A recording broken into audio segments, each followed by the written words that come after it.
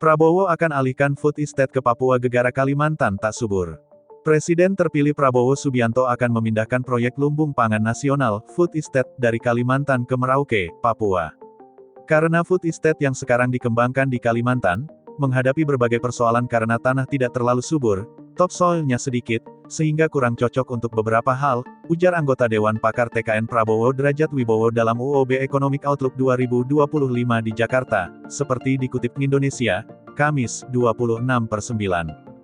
Derajat mengakui Merauke masih banyak kekurangan, terutama dari sisi infrastruktur pendukungnya.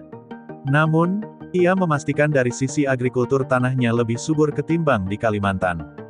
Merauke tanahnya flat, luas, tapi memang infrastrukturnya kurang, tapi secara agrikultur sangat bagus, ujarnya.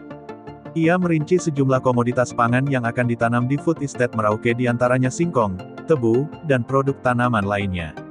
Program ini ia pastikan akan melibatkan banyak pihak swasta untuk memperkuat infrastrukturnya terlebih dahulu.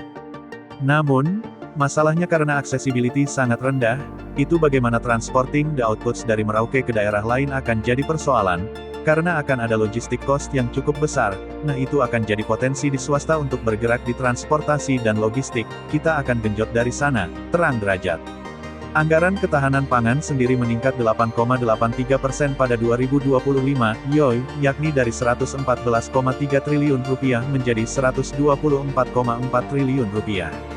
Anggaran ini akan digunakan untuk penguatan seluruh lini proses penguatan pangan di Indonesia pada tahun pertama Presiden terpilih Prabowo Subianto menjabat.